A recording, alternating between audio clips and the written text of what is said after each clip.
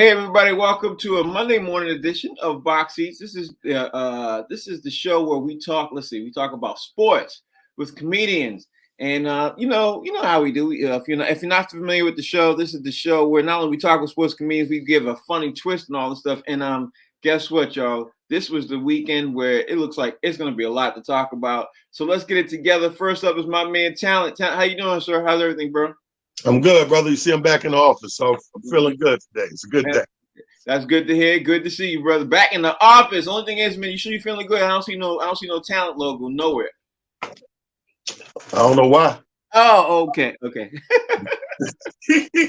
You know, I don't play around with that stuff, man. Yeah, exactly. You know what I mean? They say don't take it personal.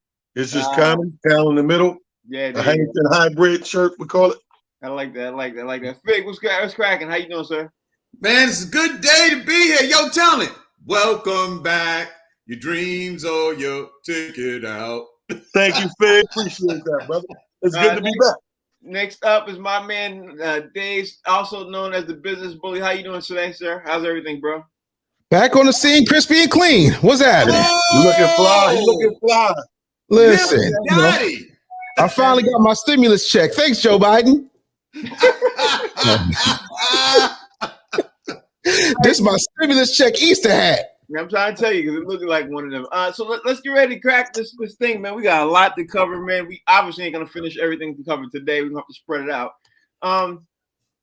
Man, Talent. Since we spoke after the weekend, we were having a couple of talks about this COVID situation with the NBA that you missed a couple of them last week. You were unavailable.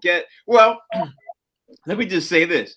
I saw some news this morning. Besides the Boston Celtics coach having COVID despite being vaccinated, there is something the NBA is completely concerned about that's spreading amongst all the NBA players, and they're talking about amongst themselves, and they're talking about it in the NBA chat rooms and everything else. It's something called the Moderna Misinformation Campaign, which is basically saying the NBA players are saying that they're thinking they're being tagged and they're thinking they're being marked by the United States government, and a lot of NBA players are believing this, which leads up to a lot of people in the NBA circles saying they don't want to get vaccinated. Now, you were here when we were talking about NBA cities are starting, especially like in New York City, they're starting not to allow certain, like Andrew Wiggins, like if you're not vaccinated, you can't even come into the arena. How is the NBA, and what should the NBA do to move forward with this? Because a lot of NBA, according to what this report is right now, saying I'm looking at right now, there's a lot of NBA players who are believing this Moderna misinformation campaign that's going around. What's your thoughts, Talent?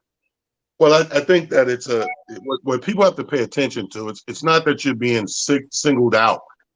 If you pay attention to the current times of what they're doing in the country, by process of elimination, they're forcing you to this little corner where you got to be vaccinated.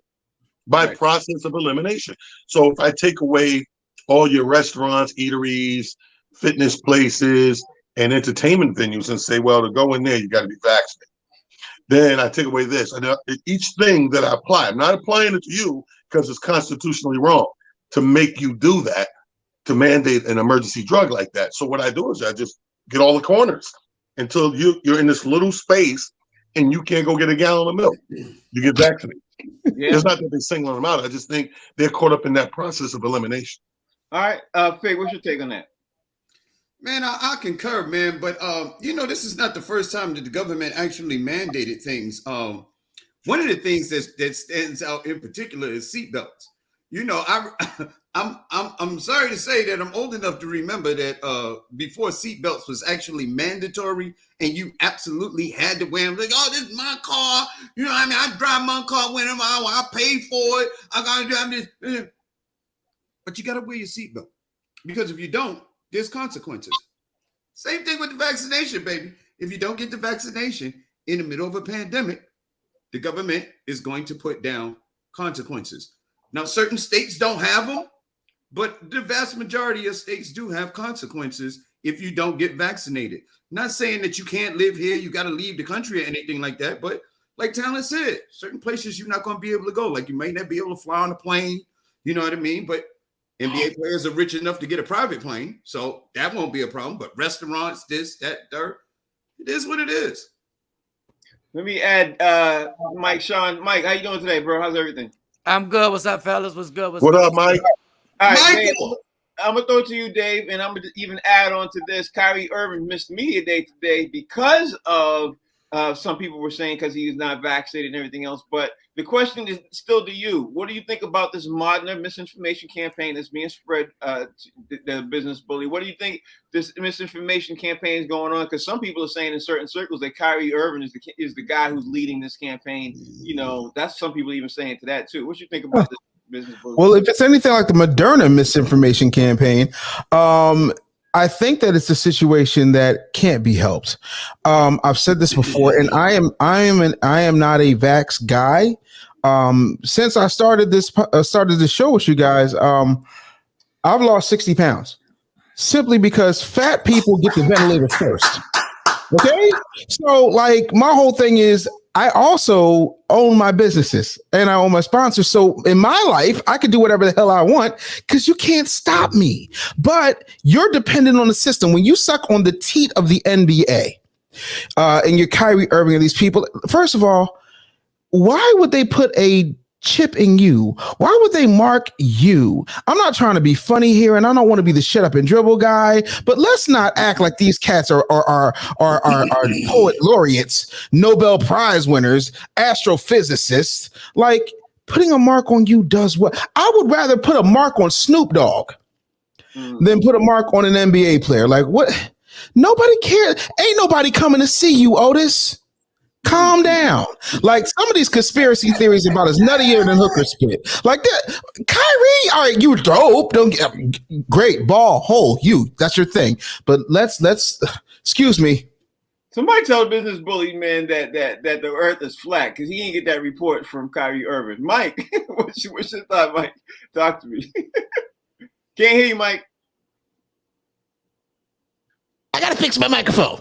Get me up to speed real quick. What exactly is the question? The question is, and it might be pronounced Moderna misinformation, but there's a Moderna misinformation campaign that's going on through the NBA circles right now, and that is the problem that a lot of these NBA players are saying right now. With it, the NBA cities are having issues right now with signing. With what's going on with the NBA cities not allowing certain NBA players and everything else. So there's this big, huge misinformation campaign is going on where NBA players are talking in these circles saying that people are being tagged by the virus. That's the conversation right now. What's your thoughts?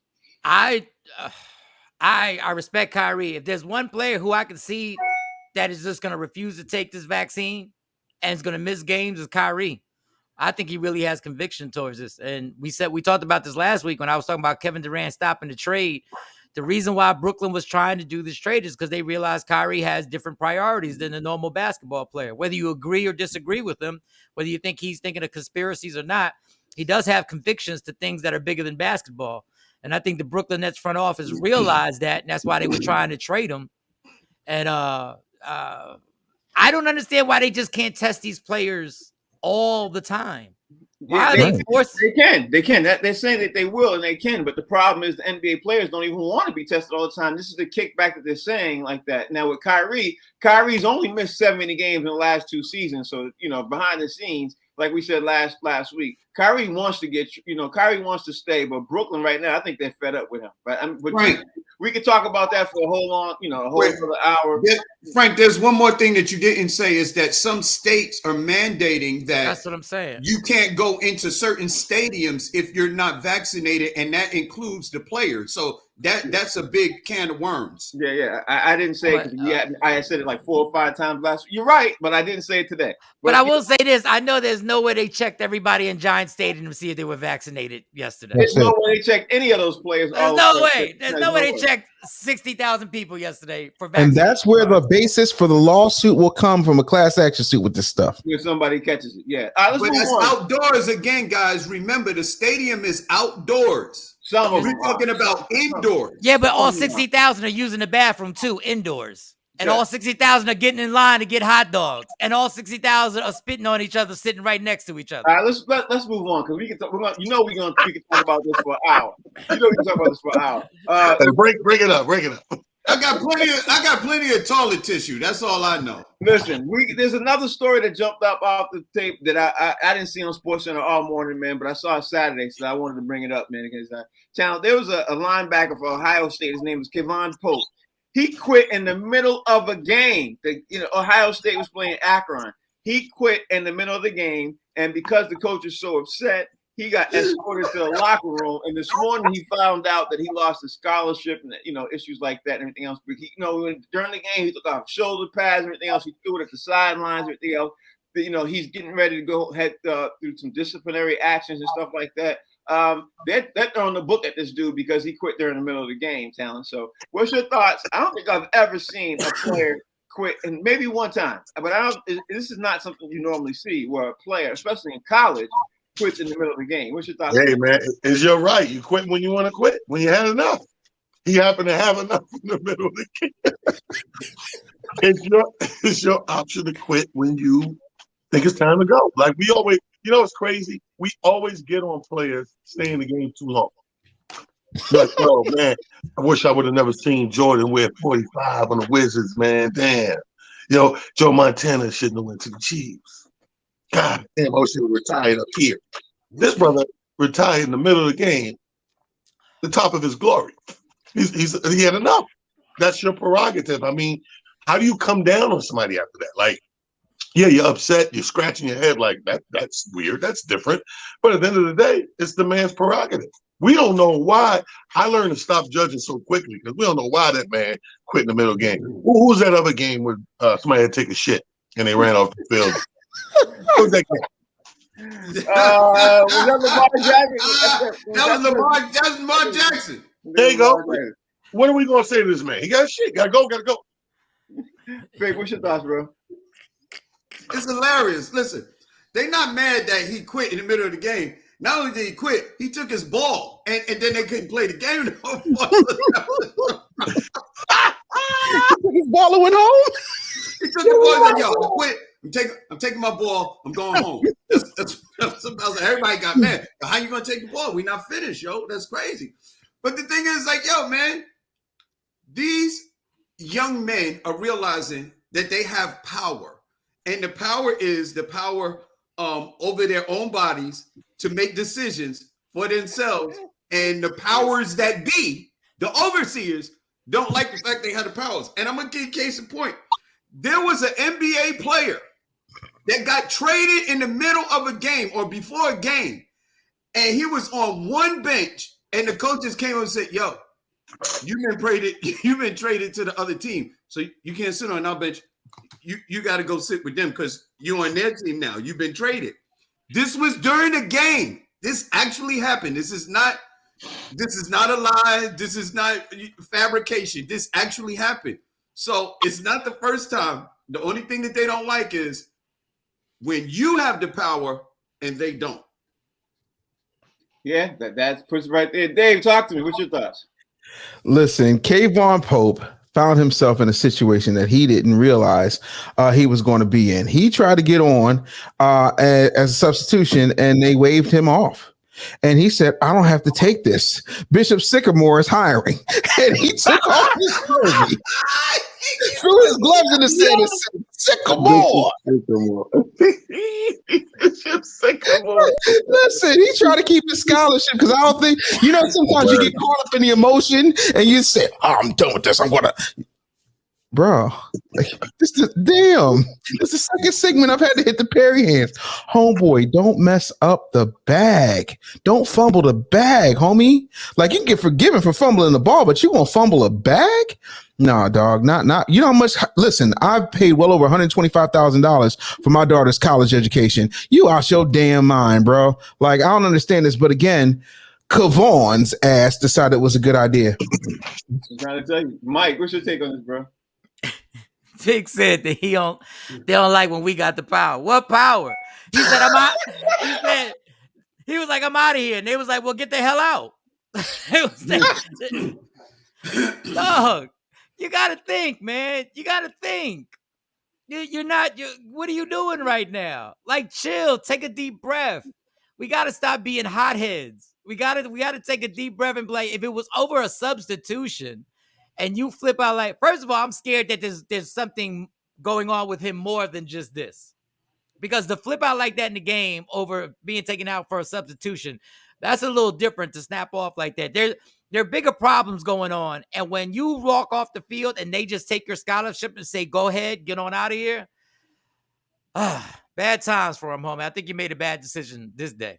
I think so too, because if it's scholarship related, boy, and you might need that scholarship, you got to start paying for your money. You know, there's a lot of issues with that and everything else. But let's talk about the next subject, man. I don't know if you guys saw this over the weekend, but Michael Jordan's son, his Jeffrey Jordan, he slipped and fell and hit his head on the table at a restaurant in Old Town Scottsdale. They brought him to the hospital. After they brought him to the hospital, he ends up attacking the hospital staff while he was there and ended up getting arrested after he attacked the hospital staff. No more information is really leaked out about this and everything else, but people are still trying to find out what started the incident with him wanting to attack the hospital staff. And of course, it's one of those things where we'll find out more information as it happens. But again, it's Michael Jordan's son, and he wilded out over the weekend. What's your take on this, Talent? Well, what I found out, Frank, is he was a zombie. That's what this story sounds like. He had a bite. They took him to the hospital, and you know how everybody's seen these movies. It take a while to kick in, and he attacked the hospital staff. He didn't bite him though, so it should be good money. But no, I think the only reason we're talking about it because it's Michael Jordan's son. Yeah, it definitely is. It's people in every hood emergency room right now attacking somebody. There's people that got up and said, let me go back to, I work in the emergency room, let me go get attacked today. You know, it happens all the time. The fact that we're talking about this is just because it's his son. You're a human being. I hope and pray that, you go through regular human stuff. So no story to me. Fig, he got booked with one account of aggravated assault, and he got released basically an hour later. And I think Talon's right. The only reason why it's all over the news is because it's Michael Jordan's son. What you think? Well, that's 100% true, because if this was just some ordinary guy, we probably wouldn't be hearing about it and stuff like that. What happened was he was knocked out, and he found out when he woke up that they was trying to put a catheter in his his thing, and he was like, "Yo, you can't do that, yo, that hurts. You can't." So they tried to put a catheter, and it was not only was they trying to put a catheter up in him, they was trying to vaccinate him at the same time, and he protested, and they kept trying to make him do it, and he was like, "Yo, I'm not having it," and he wilded out for a few minutes, you know what I mean? And they had to lock him up and put him in jail because he refused the catheter and the vaccination. Dave, what's your take on this, bro? So we're just not going to talk about the fact that Jeffrey Jordan is nowhere near Michael Jordan's skill level. We're just not going to talk about that. We're not going to talk about the fact that he literally woke up like, what? No, not him. I can't get a Powerade deal. The thing of it is, this dude, right? He is not. I disagree with Fig. He's not. He's not just a guy. He is a guy. He's an ordinary guy who has an extraordinary father.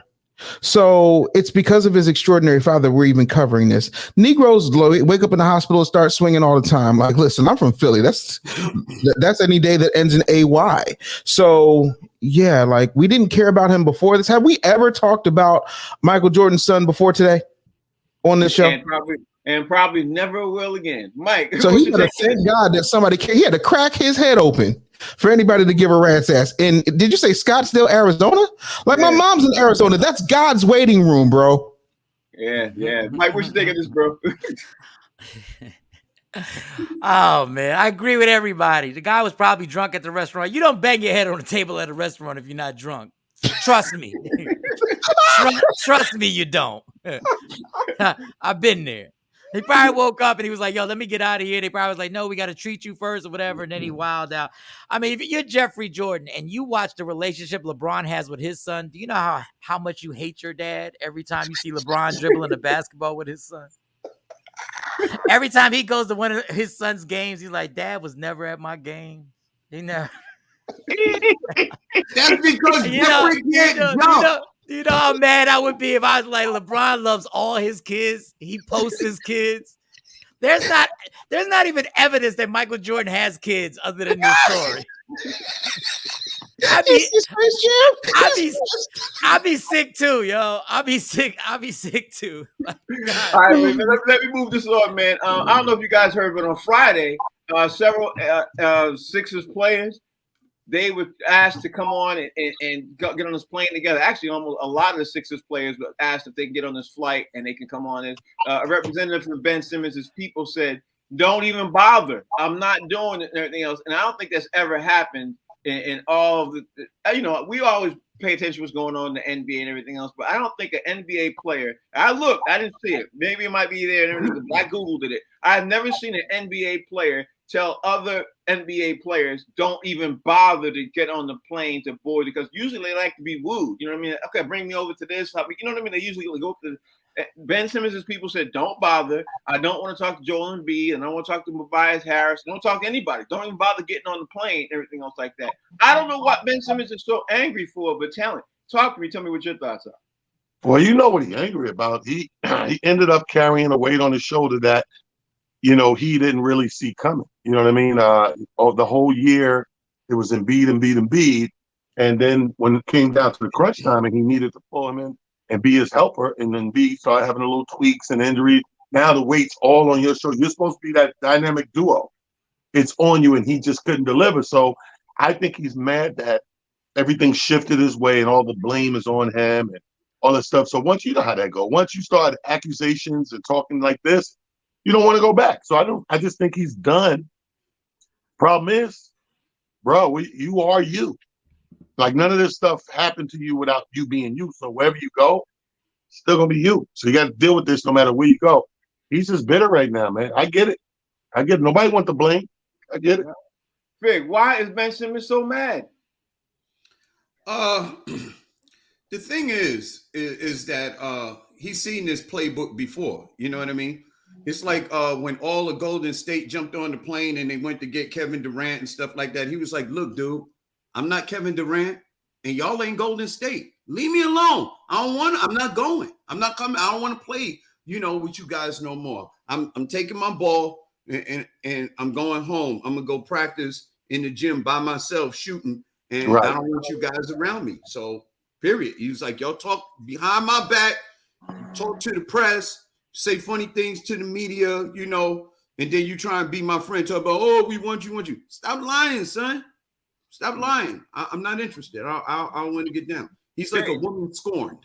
Dave, talk to me. You're in Philly, man. What's people talking about in Philly, right? Why is Ben Simmons so mad, and why do you think he told all the Sixers players not to even bother to get on the plane?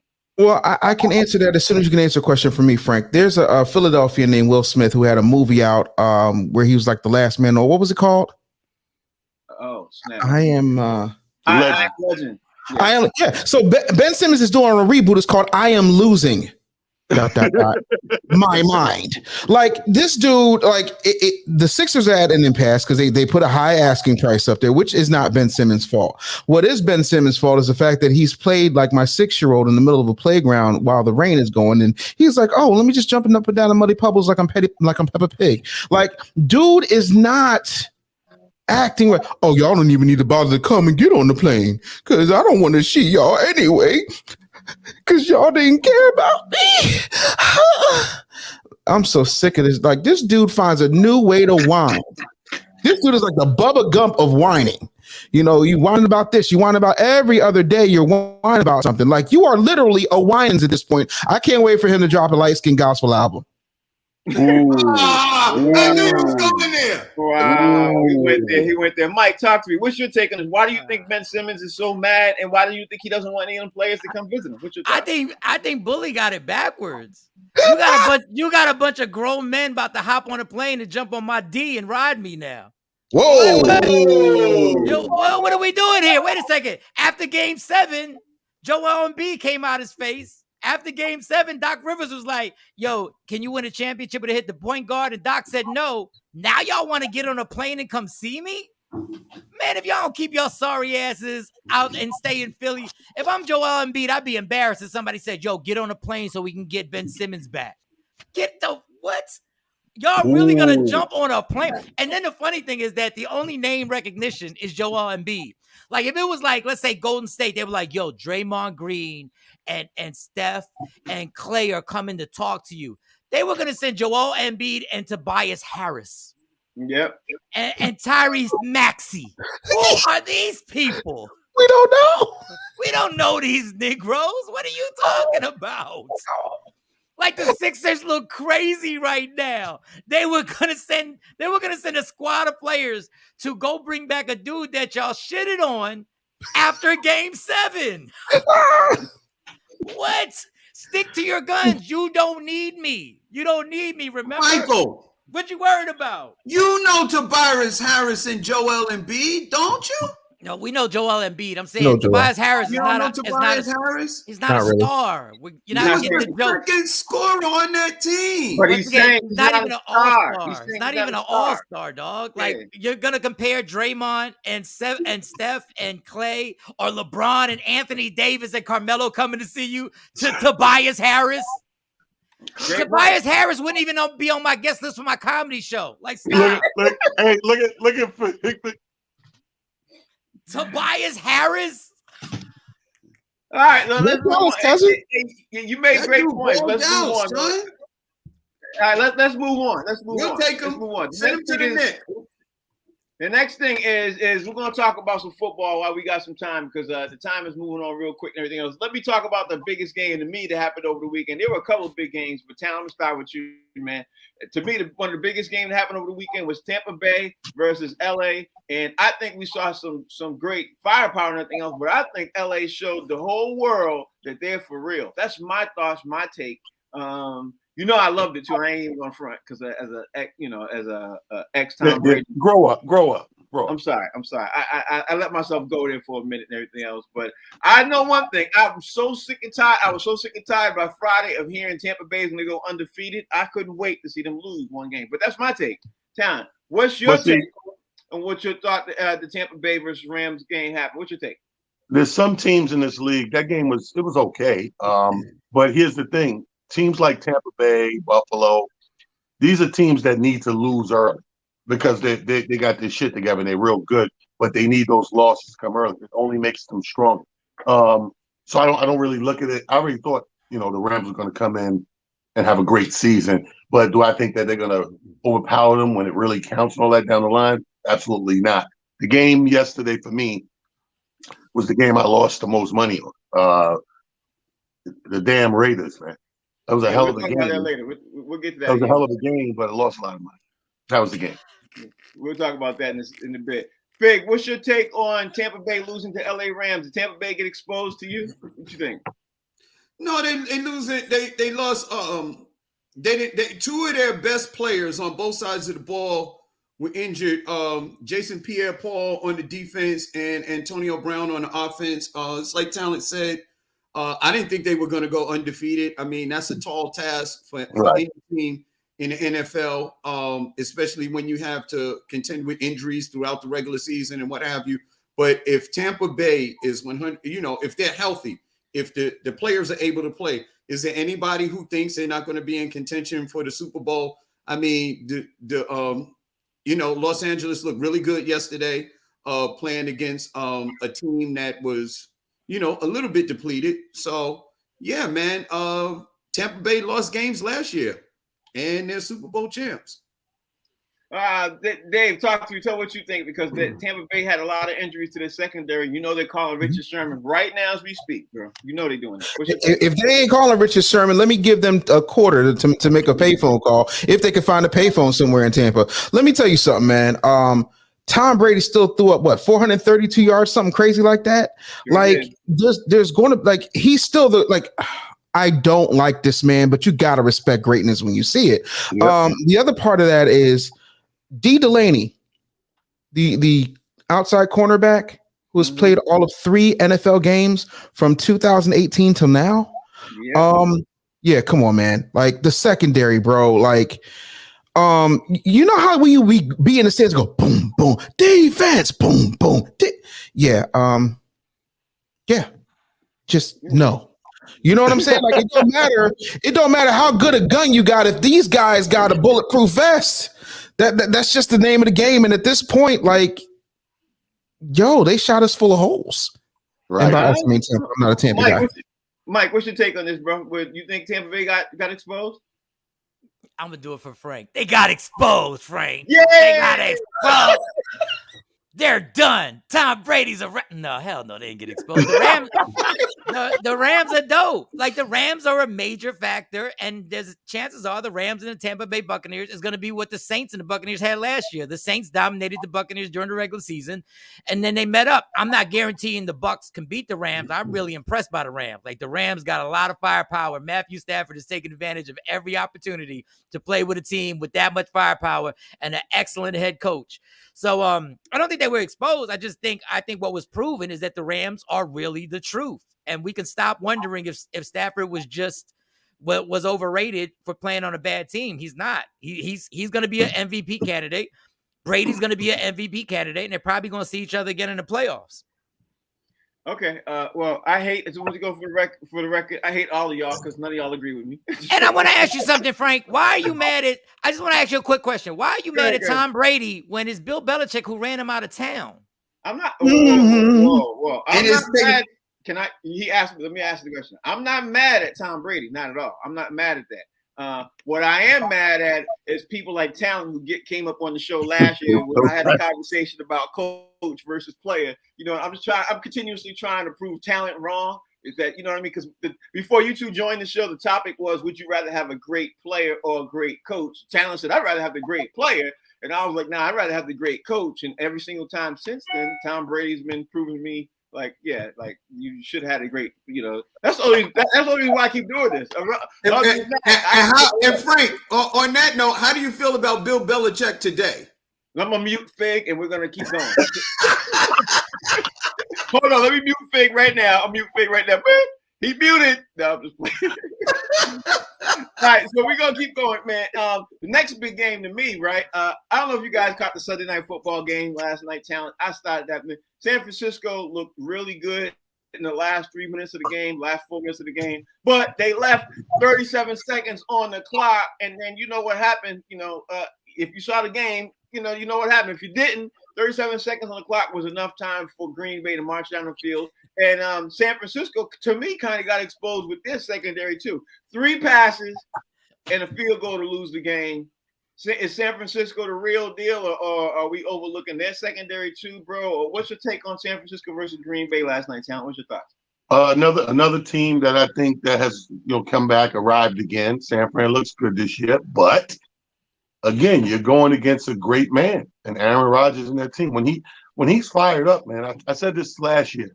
He reminds me, what you don't see in football. He reminds me in football how people get riled up in basketball. He reminds me of that single player that stands out like that and who can infect the other, offense, the rest of the players in the offense. I mean, you can't leave 30 seconds to this guy. You can't. 37 seconds?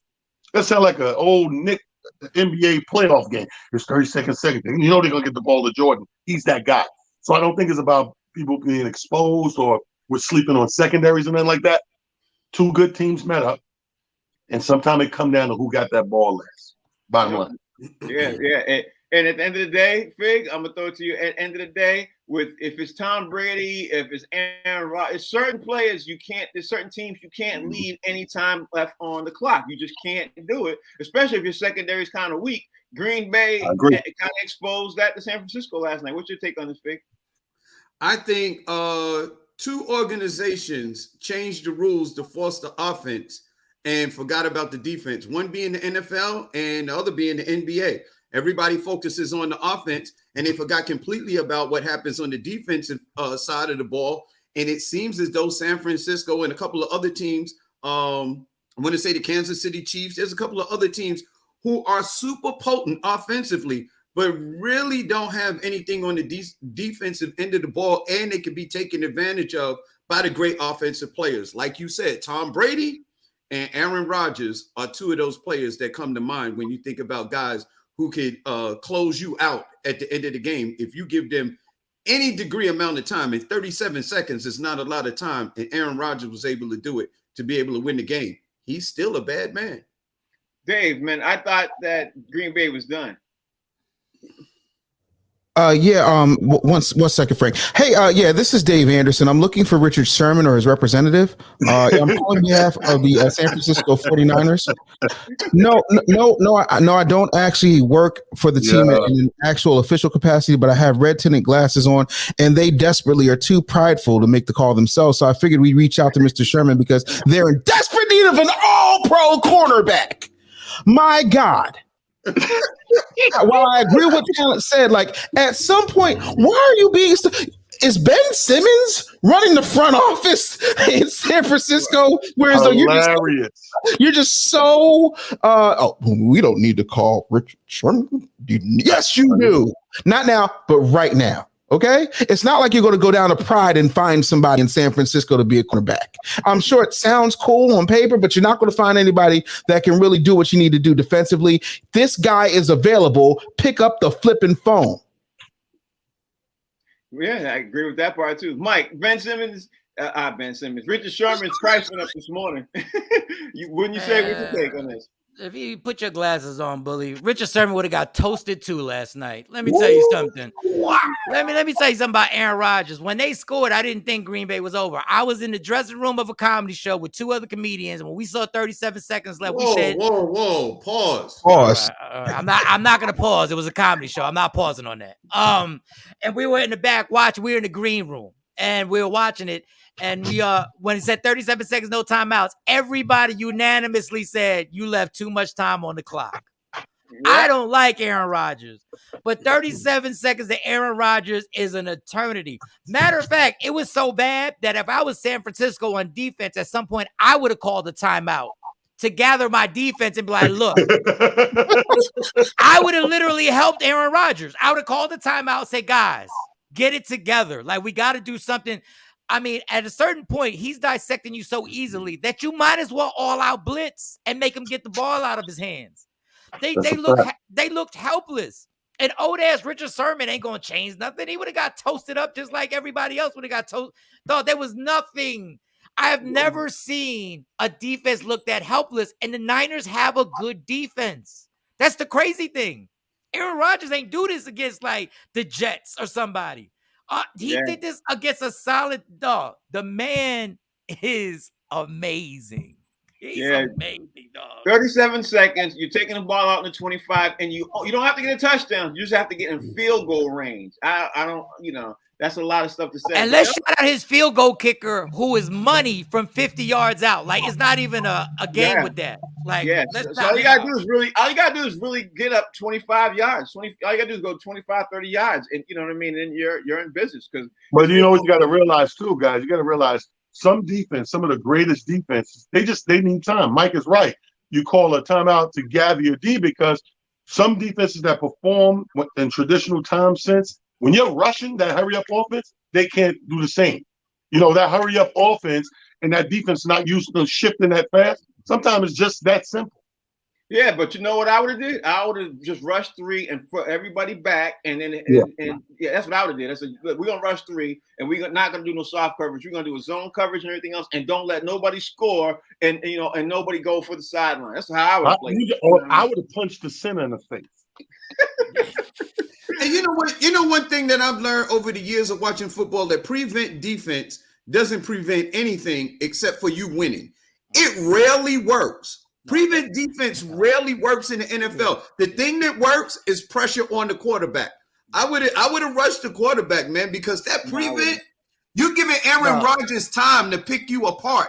And it's rare to have a defensive back that could stick with an offensive receiver. Yeah. I could argue that point with you, but I wanted to move on to the next game, which was Kansas City. You can. You always argue everything. The Kansas City played the Chargers yesterday, Talent, man, and that was another game that surprised me over the weekend because honestly, I knew the Chargers were going to play well, but like literally, like Patrick Mahomes said, the Chargers have arrived, and people are not really giving Justin Herbert his due. And you all know I've been screaming for about a year. I've been like, listen, Justin Herbert is the real deal. So they went inside. I think they went into. I'm not sure where they played at, but I want to say that they went and played in Kansas City. I'm not sure, but they arrived. They arrived and they ended up surprising. But then Andy Reid ended up going to the hospital after the game, which is a whole other subject and everything else. But what's your take on the Chargers beating Kansas City? And Kansas City is now 1-2 in the season. What's your take? Well, I think again one of the great teams that need to lose early, but I always put Chargers in that little lump of new teams that this season look out for. We know the Chargers, we know the San Frans, the Rams. They're in that book. You know what I mean? And I think that's a great confidence booster, regardless of the other team and needing a loss early. You got to feel good when you kick ass to the Kansas City Chiefs. So I think the Chargers, that's when you arrive, not the fact that you got the win, but after you get the win, how you feel, that's arriving. Okay. All right. I can't disagree with you on that one. Fig, what's your take on this? Confidence is very, very dangerous for your opponent to have.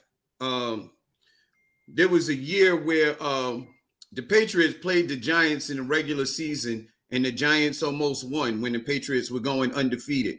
And the Giants felt confident. So when they got to the Super Bowl, they beat the hell out of the Patriots and won the Super Bowl and won the game. And you can't give a team confidence. And that's what happened. So here's the thing. Kansas City is another team that needs to focus on the defensive side of the ball, because the offense is always trying to overcome the deficiencies of the defense. And a lot of times you can't do it. Dave, what you think? Jesus. Fig is absolutely right. If that D is insufficient, like you're going to lose, man. I mean, you just can't. You can't be soft about it. On top of that, we're not going to talk about the biggest factor that led into what happened with the Chiefs, and that's the fact that somebody gave Andy Reid an extra spicy chili dog. Like, no one is even thinking about health out here. Like, we're in a COVID environment, and they are now dead last in the AFC West. And I'm flabbergasted, because wasn't this a team just a couple years ago in the Super Bowl? I'm trying to understand. Where did we go wrong? Like, I just it was bad all over, bro. It was bad. And I mean, 34 isn't a blowout, but I'm saying, man, Andy was like, that's actual audio. Thank you. That's terrible. Mike, what's your take? I want to know when. It's so funny how certain narratives for certain football players get shoved under the rug. Last week when Kansas City lost, Patrick Mahomes threw a key interception. Before the fumble, he threw the key interception that gave Lamar Jackson the ball to come back down. Then yesterday, he throws 2 more reckless interceptions. When does Patrick Mahomes start to get called out, when it's just not Patrick Mahomes being Patrick Mahomes? Like any other quarterback, people dissect and people will be like and this is not a race thing, because actually Patrick Mahomes and Dak Prescott are both black men. But Dak Prescott, if he throws 3 interceptions in 2 games, that's the lead story. I know the defense needs to improve, but Patrick Mahomes and this little reckless thing of these no-look throws and everything that we applaud, they're still reckless. They're still reckless plays, yo. So can we start addressing this?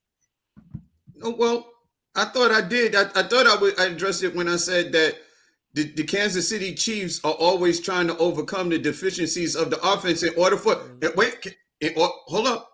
In order for the Kansas City Chiefs to win, they have to put up big numbers. So the game 1, they put up Patrick Mahomes threw for I think they scored 28 points. Game number 2, they scored 29 points. Yesterday it was over 30 some points. So they have to keep overcoming. Now he did make mistakes, but here's the thing: when you have to keep overcoming the deficiency of your defense, you get to press, and when you press, you make mistakes and you get turnovers when you're always pressing. Go ahead, Mike. It's your turn. Against the Ravens, he threw an interception with less than 4 minutes to go, and they were winning. Against the San Diego Chargers, his first interception, they were winning. Yeah, and he's putting his defense in bad situations. He's throwing these interceptions while they have the lead. And let's not forget. All right, then I agree with Mike. Patrick Mahomes ain't shit, and he probably would win nothing else. I didn't. And let's do this. Kansas City had the first 3 times they had the ball, they turned the ball over the first 3 times of the game yesterday. Nobody's talking about. So I understand his point. The next thing is, man, is I'm gonna have to eat crow. I'm gonna eat crow on this one. I'm gonna have to start out with this one, because I thought Justin Fields was ready. I was like, Justin Fields had 1 net yard in passing. 1. I don't think I've ever seen that stat line. 1. Oh man, the Bears lost to the Browns. Davian Clowney and Myles Garrett, man, they feasted. I mean, feasted on the Bears yesterday, and everybody was pushing. Couldn't wait for Justin Fields to start right now. Obviously, the rookie and everything else. What's your take on the Bears losing to the Browns yesterday? We already know Justin Fields ain't ready, but damn, the Bears look like they better call back Andy Dalton real fast and get an offensive line. Do something, bro, because they in trouble. What's your take, Tal? Yo, one yard.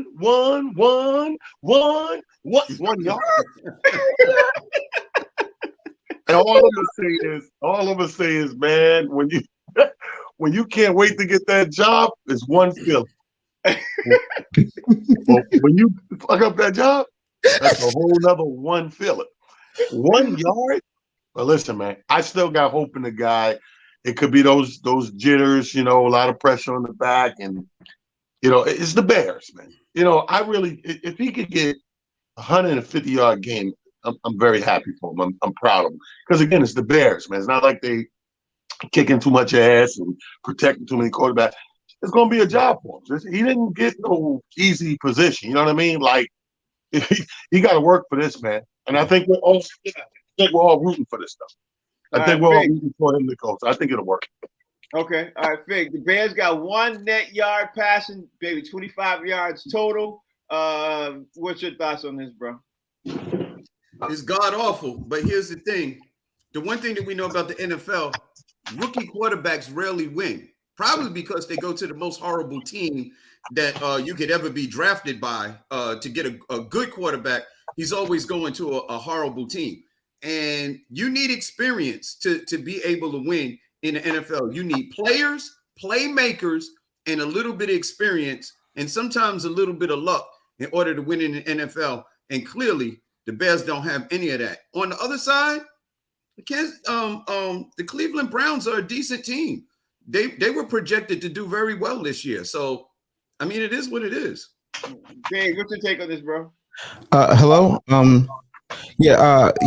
Bishop Sycamore, is it possible that you could lend a quarterback? Dave Anderson calling on behalf of the Chicago Bears. No, we got blown out by the Cleveland Browns. Worse than you, yes. Is there no? Okay. No, I don't work for the team. Okay, they hung up. In all seriousness, first of all, Frank, if you're going to report a story, can you report it with the accurate statistics? The man did not have 1 net yard. He had 3 net feet. Okay, that's the first thing I need to keep in mind.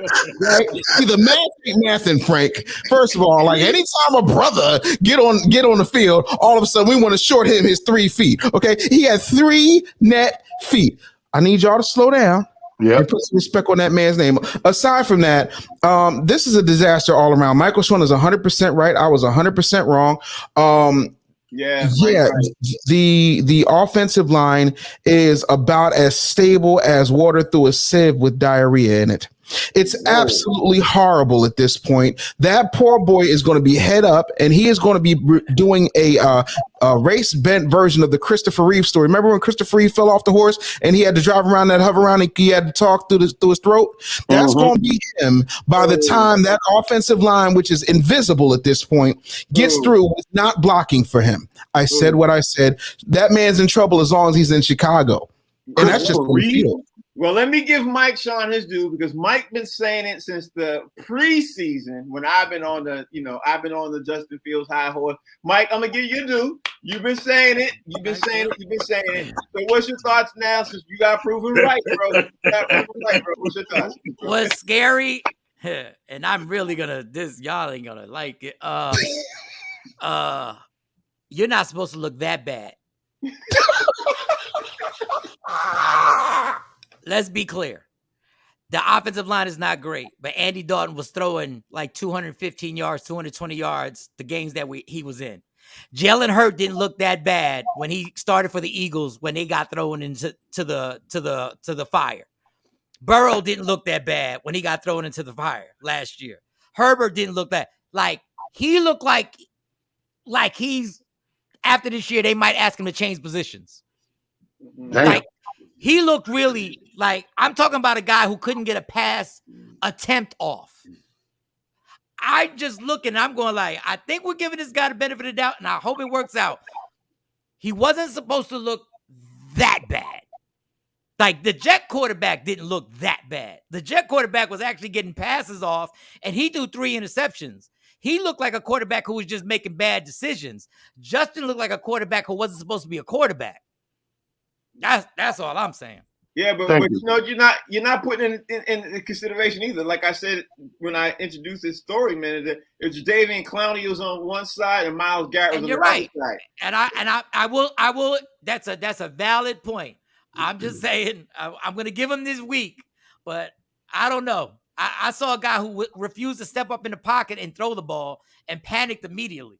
Not only did he panic, he went to throw the ball as soon as he could, but for half a second, and then started to take off and got tackled.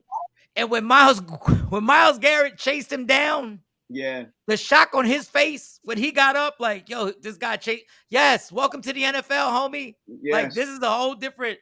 This is scary league up here. Yeah, the big boys are faster in the NFL. It ain't college no more. No, they got powers. So tomorrow we got to talk about the story I just saw this morning, man. I knew we weren't going to get to it, but this morning Houston has now softened their stance on what they want for Deshaun Watson. They're softening. So we got to talk about that. The report came out this morning that Houston is officially softening their stance because they're not liking the position of where they see that the team is going on. And on the flip side of that, Miami might be hardening what they want for this also. Because why? Because Jacoby Brissett didn't look so bad either yesterday. We got to talk about all that. Didn't. Yeah, we got to talk about that's a big boy, Frank. I didn't realize Jacoby Brissett was so big. Yeah. We'll talk about all that tomorrow. We'll talk about all that tomorrow. We can't wait to get into this. We're going to talk about all that tomorrow. So that's the show. So tell everybody out there how they can follow you, man. Talk to me. We gonna close up on how excited you got over how big this man is. I'm good. Don't follow me. Okay. I don't want Fig bringing his people over here with that. I'm good. I'm good over here. Heterosexual. Me and all these dogs, we all go one way. Fig said, I didn't realize he was so big. What? Oh, Jesus. Craig, talk to me. Tell everybody you follow. By the way, Jacoby Brissett and Talent are the same size. Oh, man. You can find me on social media platforms at Comedian Fig. Boxings Monday through Friday, 1 to 2 p.m. Best damn sports show on TV. Dan Stewart, bro, talk to me. Yeah, man. Make sure that you follow me on the Business Bully, and shout out to my man Fig, who just got an endorsement for Preparation H. When you find somebody that's too big and you weren't prepared, Fig says get some Preparation H. Ask your mama. Mike, talk to me, bro. Follow me at Mike Show Comedy. The show goes down this Thursday night, Arlington Improv. If you're in the DFW area, it's going to be a big, big show. Man, I'm too tired for this on a Monday. Yeah, again with the big Mike. It's going to be a big, big show. It's just in Michael Sean. It's going to be a huge show. It's going to be gassy and veiny. I'll see what I got to deal with on a Monday morning. Like Monday morning. All right, y'all, that's the show. The show's called Box Seats. It starts every day from 1 to 2. As you probably know, it gets repeats on the Humor Mill channel from 3 to 4. We do this every day, Monday through Friday. We'll see y'all tomorrow because that's what we got to do. We're going to keep the show rolling on to have these other conversations. Like I said, we're going to lead into this. Can't wait to talk about this tomorrow. And then we, of course, there's some NBA news is breaking right now because the NBA stuff starts this week. We're going to talk about all that tomorrow, y'all. We'll see y'all.